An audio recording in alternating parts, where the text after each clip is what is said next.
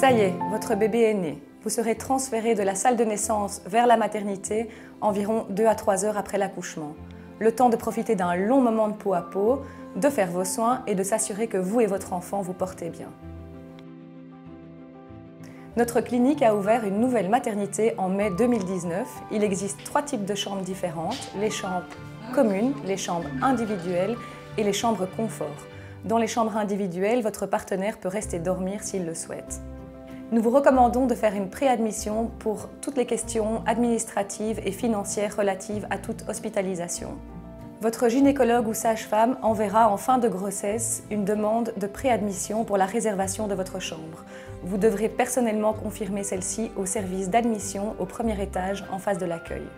Renseignez-vous sur votre couverture de frais d'hospitalisation auprès de votre mutuelle ou de votre assurance complémentaire si vous en possédez une.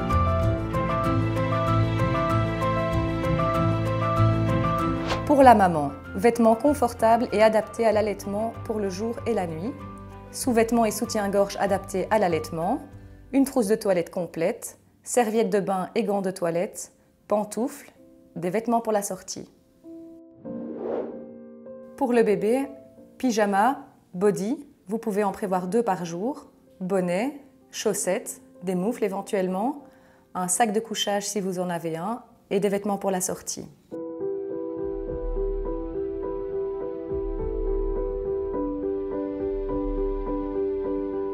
Classiquement, la durée de séjour pour un accouchement par voie basse est de 2 à 3 jours et pour un accouchement par césarienne de 3 à 4 jours.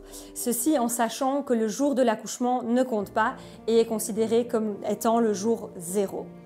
Mais pas d'inquiétude à avoir, la sortie n'est autorisée qu'après le feu vert du gynécologue et du pédiatre et est adaptée en fonction de votre situation personnelle, de pathologies éventuelles chez la maman ou chez le bébé ou d'éventuels problèmes d'allaitement. À votre entrée à la clinique, vous recevrez un bracelet. Et après la naissance de votre bébé, celui-ci aussi aura son propre bracelet. On demande que vous gardiez ce bracelet jusqu'à la fin de votre séjour et ceci dans le but d'assurer votre sécurité. À la sortie, on vous mettra en contact ou on vous donnera les coordonnées d'une sage-femme parce qu'on recommande qu'une sage-femme passe chez vous à la maison dans les jours et les semaines qui suivent la naissance. Notre équipe de sages-femmes sera aux petits soins pour prendre soin de vous et de votre bébé durant votre séjour. Nous favorisons au maximum un accompagnement global et respectueux de vos rythmes ainsi que ceux de votre enfant. La plupart des soins en maternité ont lieu le matin, l'après-midi et la nuit sont plutôt consacrés au suivi de votre allaitement ainsi qu'au suivi de votre bébé et surtout à vous donner des conseils afin que vous puissiez rentrer à la maison pleine de confiance en vous et le plus autonome possible. Le gynécologue ou son assistant viendront vous voir tous les jours, ils répondront à vos questions et vous donneront le jour de votre départ des prescriptions éventuelles et tous les documents nécessaires pour votre départ. Peut donner des douleurs et donc il y a les antidouleurs que vous pouvez prendre. Ça va ? Votre bébé sera examiné par le pédiatre le lendemain de sa naissance ainsi que le jour de la sortie. Le jour de la sortie, vous recevrez tous les conseils nécessaires ainsi que les prescriptions nécessaires à votre enfant. La kinésithérapeute viendra vous voir une fois au cours de votre séjour dans le cas d'un accouchement par voie vaginale. Dans le cas d'un accouchement par césarienne, la kinésithérapeute viendra le lendemain de la césarienne ainsi que le jour du départ. L'arrivée d'un enfant est une sacrée aventure qui entraîne son lot de changements et de questionnements. Nous avons une équipe de soutien psychologique spécialisée dans le domaine de la périnatalité qui est à votre écoute si vous en éprouvez le besoin.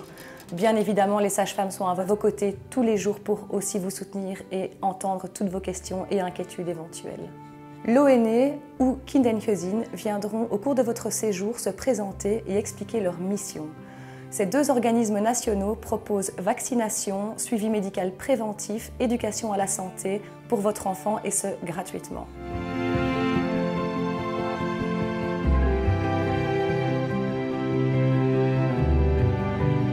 Les pertes de sang après l'accouchement peuvent être relativement abondantes les premiers jours et vont diminuer petit à petit et normalement disparaître après 4 à 6 semaines. En parallèle de cela, vous pouvez sentir votre utérus qui continue de se contracter. Ceci est normal, est un processus physiologique qui a pour but que l'utérus retrouve sa taille et sa place d'avant la grossesse.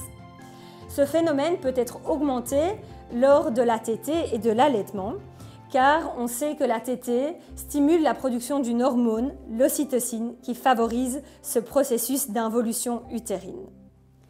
Le lendemain de l'accouchement, on réalisera une prise de sang qui permet de vérifier que vous n'ayez pas perdu trop de sang et de mettre en place, si nécessaire, le traitement adéquat.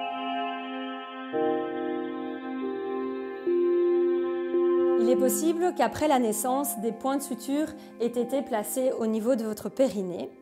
On surveillera quotidiennement l'évolution de la bonne cicatrice. Il n'y a aucun soin particulier qui soit nécessaire, si ce n'est une hygiène normale avec une douche quotidienne, soit à l'eau tiède, soit à l'aide d'un savon à pH neutre. Ces fils vont tomber spontanément dans les 15 jours, mais peuvent provoquer des petits tiraillements ou des douleurs pendant quelques jours, voire quelques semaines. Ces douleurs devraient être soulagées par les antidouleurs qu'on vous prescrira. On demande également que vous veilliez à changer vos bandes hygiéniques régulièrement et à ne pas porter des sous-vêtements ou des vêtements trop serrés. Avec l'allaitement maternel, les mamans redoutent souvent l'apparition de crevasses ou d'irritations sur les mamelons. Sachez que celles-ci ne sont pas inévitables et la meilleure prévention est de positionner correctement votre bébé au sein. N'hésitez pas à nous appeler pour chaque tétée si cela est nécessaire. En prévention, vous pouvez aussi appliquer en fin de tétée une goutte de votre lait sur le mamelon. Le lait produit à ce moment-là est très riche en graisse et constitue un très bon baume hydratant, gratuit, naturel et toujours à disposition. Entre le 3e et le 5e jour, vous allez ressentir dans vos seins une certaine chaleur, une certaine tension. Cette étape peut parfois être assez inconfortable pour les mamans, mais ne dure que 2 à 3 jours. Il s'agit de la montée de lait. La plupart du temps, la tension et l'inconfort générés par cette montée de lait s'apaisent naturellement avec la tétée, en mettant votre bébé tout simplement au sein. Parfois, dans certains cas, l'application de chaleur, que ce soit avec une douche chaude ou en appliquant des petits coussins chauds sur les seins, va vraiment aider à soulager la tension et à désengorger vos seins. N'oubliez pas de consulter notre vidéo ou notre brochure sur l'allaitement maternel. Vous y trouverez davantage d'informations et une mine de conseils utiles. En cas de césarienne, tous les soins expliqués précédemment restent valables. Votre toilette complète sera faite au lit le 1er jour après la césarienne. Tous les jours, la sage-femme observera la bonne cicatrisation de votre plaie. Par rapport à la douleur, nous allons veiller à vous administrer des antidouleurs à heure régulière. Si vous n'êtes pas suffisamment soulagé, n'hésitez pas à nous le dire. Le soulagement de votre douleur est important pour un bon rétablissement. Les agrafes, quant à elles, seront retirées par la sage-femme aux alentours du jour 7 à domicile la plupart du temps.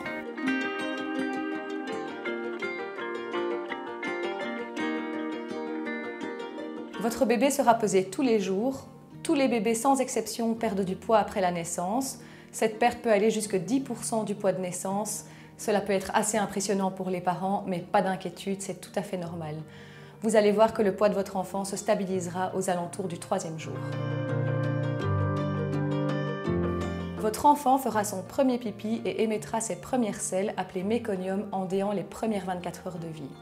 La fréquence et l'aspect des selles et des urines sont de très bons signes objectifs pour évaluer l'efficacité de l'allaitement maternel. Tous les jours, nous allons surveiller la température de votre bébé. En effet, il ou elle vient d'un cocon durant 9 mois maintenu à 37 degrés. Vous étiez son chauffage central, il ou elle n'avait aucun effort à fournir pour ce travail. Maintenant que votre enfant est né, la température extérieure est beaucoup plus basse et il ou elle doit apprendre à régler sa température tout seul. Couvrez toujours votre enfant logiquement en fonction de la température extérieure, ni trop peu. Le premier bain sera donné au jour 2, et ce afin de ne pas refroidir votre enfant inutilement et de préserver l'intégrité de sa peau. La sage-femme vous proposera de vous faire une démonstration ou alors de vous accompagner pendant que vous le donnez vous-même. De manière générale, nous vous recommandons d'utiliser un minimum de produits sur la peau de votre enfant et de ne pas le baigner tous les jours. 1 jour sur 2 ou 1 jour sur 3, cela suffit amplement. Durant votre séjour, l'audition de votre bébé sera testée. Nous faisons cela avec un petit appareil muni d'une sonde que l'on introduit à l'entrée de l'oreille. Cela est tout à fait indolore, très rapide, le résultat est connu en quelques secondes. Si vous désirez plus d'informations, vous en trouverez dans la farde d'accueil à votre disposition à la maternité. Le lendemain de la naissance, nous allons mesurer le taux d'oxygène dans le sang de votre bébé. Cela permet de détecter précocement certaines anomalies cardiaques. Ce petit test se fait avec un bracelet qu'on place autour du poignet de votre enfant et le résultat est connu instantanément. Le Guthrie est une prise de sang qui sera faite chez votre enfant, soit à la maternité, soit à domicile. Cette prise de sang permet de dépister rapidement certaines maladies rares mais graves, la mucoviscidose étant la plus connue. La détection précoce de ces maladies permet une prise en charge de votre enfant rapidement et leur donne une meilleure qualité de vie. Le résultat de cette prise de sang n'est pas connu immédiatement, il sera envoyé dans un autre laboratoire et vous ne serez averti qu'en cas d'anomalie. Donc pas de nouvelles, bonne nouvelle. Chaque jour, la sage-femme observera la couleur de la peau de votre bébé afin de détecter un ictère. L'ictère est plus couramment appelé la jaunisse. Une jaunisse, la plupart du temps, chez un bébé, c'est tout à fait physiologique. Dans certains cas seulement, un traitement est requis. Le traitement est très simple.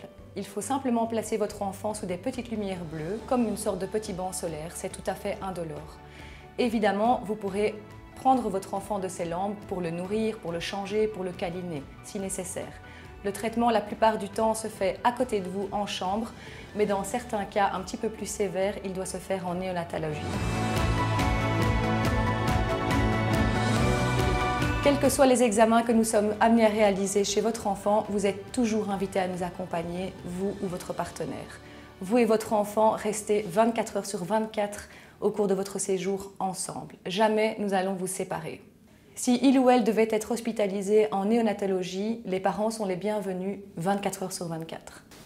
La maternité possède des petits lits co-sleeping qui vous permettent de dormir à côté de votre bébé, avec votre bébé en toute sécurité. Pour la sécurité de votre enfant, couchez-le toujours sur le dos, ne le couvrez pas trop, faites en sorte de bien aérer la pièce et qu'il n'y fasse pas trop chaud. Encore pour sa sécurité, évitez d'utiliser des couettes, des oreillers et de surcharger le lit avec des doudous ou des tours de lit. Votre enfant a soif de votre peau autant que de votre lait. Combien de parents ne se posent pas la question quand ils voient que leur enfant, qui était si calme dans leurs bras, se met à pleurer à peine posé dans son lit? Ce petit lit est un univers tout à fait inconnu pour votre enfant. Il ou elle a passé 9 mois dans votre ventre, bercé par vos mouvements et par votre chaleur.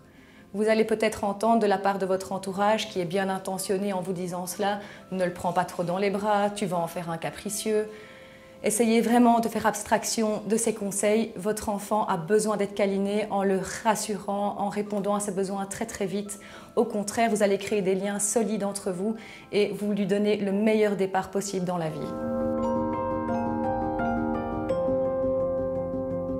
Le jour de la sortie, un gynécologue ou un assistant en gynécologie viendra vous donner les dernières recommandations pour la maison. Il va rappeler notamment que les pertes de sang peuvent durer 4 à 6 semaines, mais qu'elles vont diminuer petit à petit. Que la cicatrisation au niveau des points de suture du périnée ne nécessite pas de soins particuliers, hormis une hygiène normale avec une douche quotidienne. Pour éviter tout risque d'infection, on demande d'éviter les bains, les piscines, les tampons et les rapports sexuels pendant 4 semaines. En cas de fièvre, de douleurs abdominales importantes, de perte de sang soit trop abondante, soit malodorante, on demandera que vous consultiez soit votre médecin généraliste, un gynécologue ou une sage-femme. Ceci est également demandé en cas de rougeur, d'inflammation, d'induration du sein qui ne passe pas malgré la tétée. À la sortie, on discutera également avec vous d'un moyen de contraception, car on sait que l'allaitement ne protège pas à 100%. On vous demandera de prendre un rendez-vous chez votre gynécologue dans 6 semaines. Ce rendez-vous est nécessaire pour vérifier que l'utérus a retrouvé sa taille normale, que les pertes de sang se sont arrêtées. Ce rendez-vous permettra également de rediscuter de la contraception et on vous prescrira alors les séances de kinésithérapie qui sont nécessaires pour tonifier la sangle abdominale et le périnée.